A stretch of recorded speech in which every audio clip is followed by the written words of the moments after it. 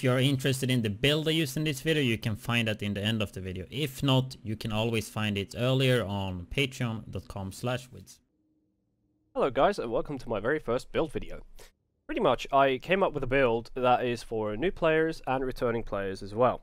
It is something that you can farm PVE content fairly easily, and also resistance, as in the video I'll show you how this build will work out.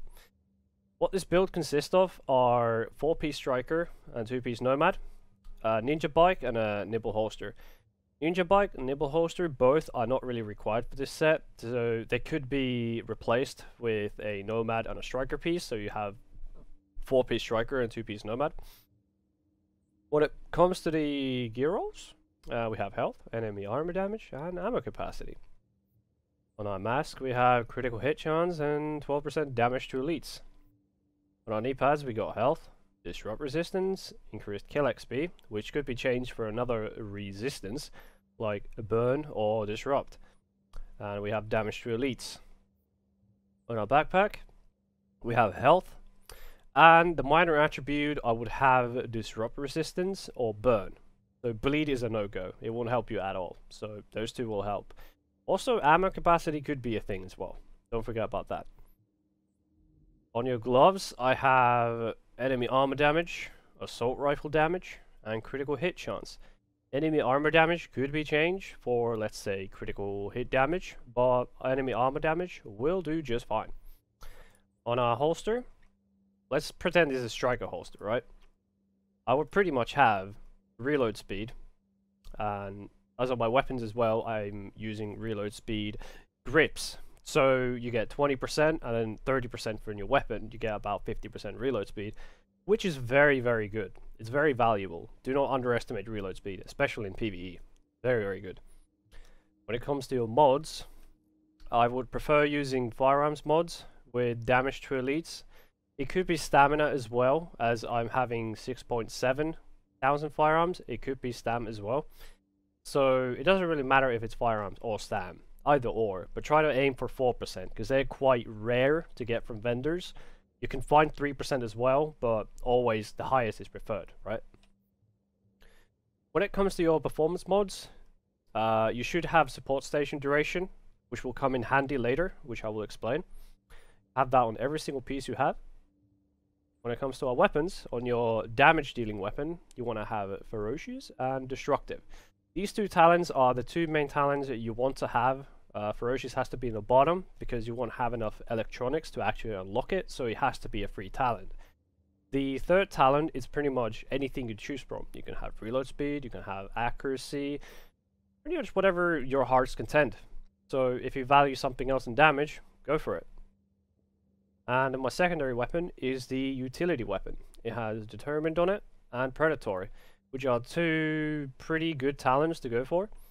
Determined is used to get my skills out of cooldowns, and then also it will help me recover my ultimates, like recovery link, survival link, etc. But destructive is there as well to help me kill enemies, so I don't lose too much damage when I swap my weapons.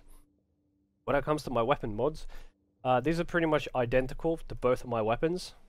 So I will have critical hit damage, crit chance, and headshot damage on my scope and my muzzle. Both are pretty much identical. And then I have reload speed grip on my weapon. And reload speed is very valuable in PvE. Don't underestimate it. And the magazine is pretty much magazine crit chance rate of fire. We're going to go through the skills. So the ammo box and the flame turret both are pretty much skills that you do not want to change. These two are a must. If you don't have these, you're doing something wrong. The ammo box will help you to keep your ammo. So while you shoot and reload while inside of the ammo box, it will give you free ammo. And a flame turret will keep those pesky melee units and shotgunners at bay. So crowd control is a really good thing with these. Why not using shock turret? Less duration, less health, so that's a given. Also for your talents, evasive action for nimble. Just gives you pretty much toughness when you do cover to cover. But if you don't have a nimble, then go for critical save or on the move. Either or. Depends on pretty much what you want. So tech support here is the one which pretty much the bread and butter. This is the thing that gives you the most value for your build.